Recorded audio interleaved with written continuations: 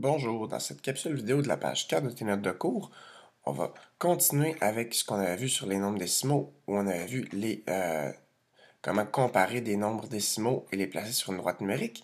Maintenant, ce qu'on va voir, c'est comment passer d'une forme à l'autre. Donc, on peut représenter les nombres décimaux avec une fraction, un pourcentage, une notation décimale, et on va voir comment passer d'une façon à l'autre, donc les différents passages. Donc, si je veux partir d'une fraction pour me rendre à une notation décimale ou partir d'un pourcentage vers une notation décimale. Donc, si j'ai un nombre fractionnel, d'abord, je vais le transformer en fraction irréductible. Ensuite, le principe, c'est de faire une division. Autant que ce soit une fraction ou un pourcentage, je vais faire la division qui est représentée par la barre de fraction. Pour le pourcentage, c'est comme une fraction sur 100, donc c'est une division par 100. Ça correspond à déplacer la virgule de 2 positions vers la gauche. C'est le résultat que ça fait, parce que quand on divise par 10, ce que ça fait, c'est qu'on déplace d'une position vers la gauche. Si on déplace la position de 2 virgules, c'est comme si on divisait 2 fois par 10, donc divisé par 100. Donc, je vais aller faire mes exemples ici. Et si j'ai à faire ma division, je me rappelle que je dois arrondir ma réponse au centième au besoin. Donc, si je veux faire 5 sixièmes, que je veux transformer en nombre décimal, ce que je vais faire, c'est 5 divisé par 6. Donc, je vais aller faire ma division. 5 divisé par 6.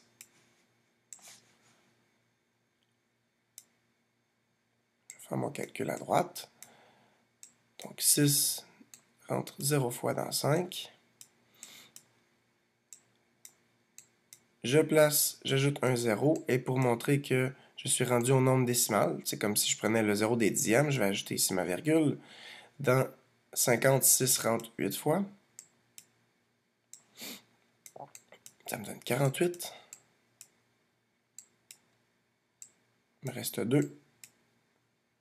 Je passe à la prochaine position des centièmes. Dans 20, 6 rentre 3 fois. Ça me donne 18. Il me reste encore 2, et là, on peut remarquer que ça ferait toujours le même principe. Il me resterait 2. Dans 20, 6 va rentrer 3 fois. Il me reste 18. Moins 18, il me reste 2. Et là, ça ferait toujours la même chose. 20 moins 18 reste 2. 20 moins 18 reste 2. Donc, ça me donnerait toujours 0,8, 3, 3, 3, 3, 3 à l'infini. Donc, je peux l'écrire ça comme étant égal à 0,8, 3 périodique, comme on en avait vu dans les dernières pages de notre de cours. Donc, périodique veut dire que le 3 se répète à l'infini. Ou, une autre façon de l'écrire, soit je l'écris précisément avec le 3 périodique, ou si je dois arrondir, je vais toujours chercher 3 chiffres après la virgule au millième, et j'arrondis au centième. Donc ici, ce serait environ égal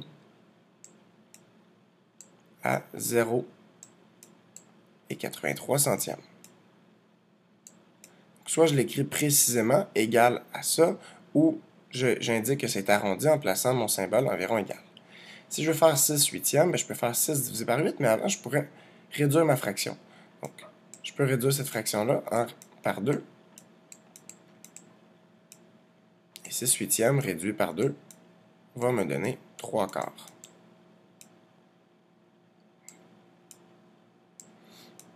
Donc, si ma fraction est réductible, je peux maintenant faire ma division. 3 divisé par 4. 4 rentre 0 fois. Il me reste 3. J'ajoute un 0, le 0 des dixièmes. Donc, pour indiquer que je suis rendu au dixième, je vais aller placer ma virgule. Dans 4, dans 30, le 4 rentre 7 fois. Ça me donne 28. Il me reste 2. Je passe au centième.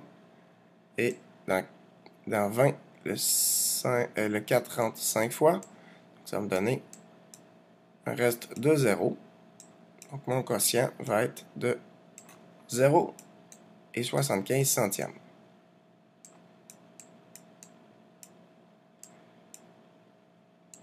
Et là, moi ici, je l'ai en nombre décimal. Moi, ce que je voulais, dans le fond, ma question, c'était de le mettre en pourcentage.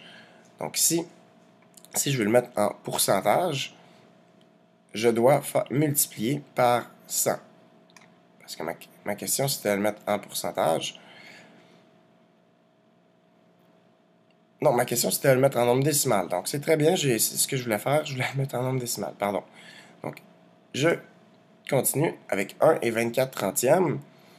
Je vais le mettre en... c'est un nombre fractionnaire que je vais aller mettre en fraction. Donc, je vais faire 1 fois 30, 30, plus 24, ça fait 54. Donc, ça me fait 54 trentièmes. Hop.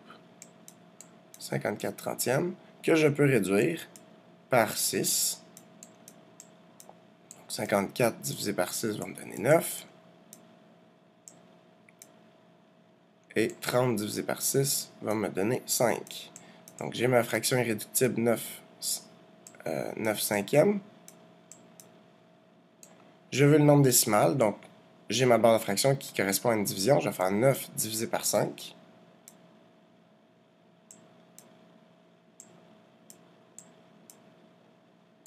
Dans le 9, le 5 rentre une fois.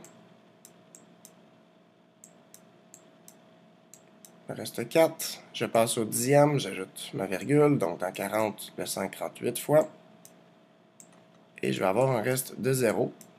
Donc le quotient, le résultat de ma division va me donner 1,8. C'est mon nombre décimal. Quand j'ai des pourcentages, ça revient à sur 100, donc c'est une division par 100. Si je veux diviser par 100, en divisant par 10, chaque position va être décalée. Donc, j'aurai 2,45. Si je veux diviser encore par 10, ça me fait en tout finalement diviser par 100. Ma virgule va être devant le 2, donc ça fait 0 et 245 centièmes. Donc, ça se fait mentalement.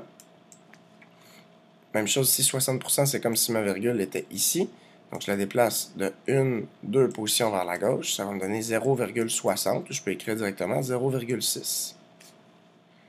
125%, c'est comme si j'avais 125 sur 100.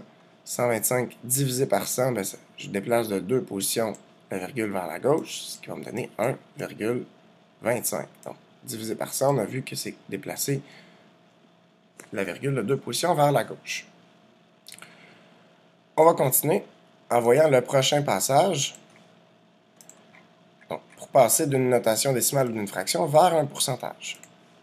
Donc, s'il s'agit d'une fraction, je vais transformer en notation décimale. Et vu que je veux un pourcentage, je vais multiplier le nombre qui est en notation décimale par 100. Quand je multiplie par 100, cela revient à déplacer la virgule de 2 positions vers la droite. Et finalement, puisque j'ai multiplié par 100, pour compenser, je vais ajouter le symbole du pourcentage qui m'indique que c'est sur 100. Donc, je multiplie par 100 et j'ajoute le pourcentage, ça va être équivalent. Donc, on va aller faire les exemples par rapport à ça. Donc, si j'ai 0,62 qui est un nombre décimal et que je veux le transformer en pourcentage, je vais multiplier par 100 en déplaçant ma virgule de 2 positions vers la droite, ce qui va me donner 62%. Et voilà, pas plus compliqué que ça, j'ai mon pourcentage qui est associé à ça. 0, et ici j'ai 234 10 millièmes.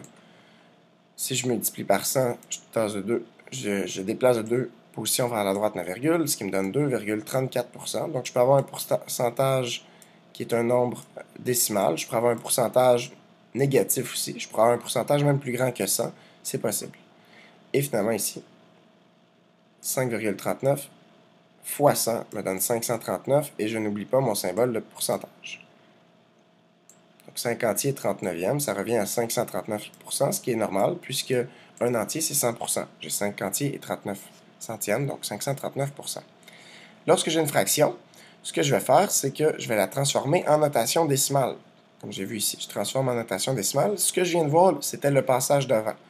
Donc 3 quarts, ça reviendra à faire 3 divisé par 4, ce qu'on a fait dans l'exemple 2 plus haut.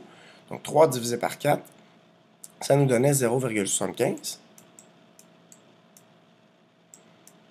Et une fois qu'il est en notation décimale, ben, on a vu que ça se fait facilement le transformer en pourcentage. Je fais fois 100%. Donc ça me fait 75%. Et voilà. Si j'ai, prochain exemple, 1 et 1 huitième, je transforme en fraction en faisant 1 fois 8 plus 1. Ça me fait 9 huitièmes, qui est ma fraction équivalente à mon nombre fractionnaire. 9 huitièmes, ça revient à 9 divisé par 8. Donc, je vais aller faire ma division. 9 divisé par 8 pour l'avoir en notation décimale et ensuite le transformer en pourcentage. 8 rentre une fois dans 9. Il me reste 1. J'ajoute le 0 des dixièmes, qui comme ici c'est comme 9,0. J'ajoute le 0 des dixièmes pour montrer que je suis rendu au dixième, je place ma virgule. Le 8 rentre une fois. J'aurai un reste de 2. Dans 20, le 8 rentre deux fois, ça me donne 16. J'ai un reste de 4. Et dans 40, le 8 rentre 5 fois, ce qui me donne un reste de 0. Il est à noter que si j'avais pas eu un reste de 0, j'aurais arrêté quand même ici, parce que d'habitude, on va chercher au millième, on arrondit au centième. Maintenant, si je le veux en pourcentage, précisément, ça me donne 1 et 125 millièmes. Si je le veux en pourcentage, je vais multiplier par 100, donc ma virgule va se déplacer de 2 positions vers la droite, ce qui me donne 112,5%. 1 et 1 huitième, c'est un entier, 100%, et 1 huitième, donc 112,5%. 23 septièmes, je vais le transformer en nombre décimal, en faisant ma division 23 divisé par 7. Et ensuite, je vais le transformer en pourcentage. 23 divisé par 7, ma barre de fraction veut dire une division. Le 7 rentre 3 fois. Il me reste 2. Dans 20, mon 7 rentre 2 fois.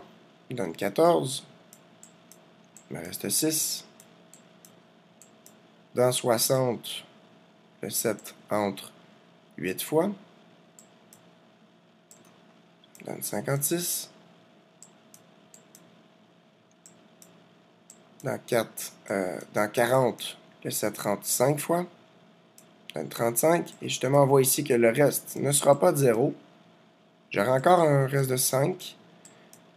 Et je pourrais continuer, mais la règle qu'on s'est donnée, c'est qu'on va jusqu'au millième et on arrondit au centième. Donc, si j'avais à arrondir le nombre décimal, ça me donnerait environ 3,29. Mais ici, je veux le transformer en pourcentage, donc je vais déplacer de 2 positions vers la droite, ce qui va me donner 328,5%.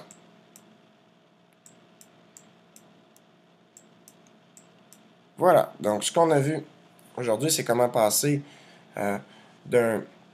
d'une fraction ou d'un pourcentage à un nombre décimal. Et on vient de voir un nombre décimal, une fraction, un pourcentage. On verra dans la prochaine capsule vidéo les deux autres passages qui restent pour pouvoir passer vraiment de chacune des formes à une autre.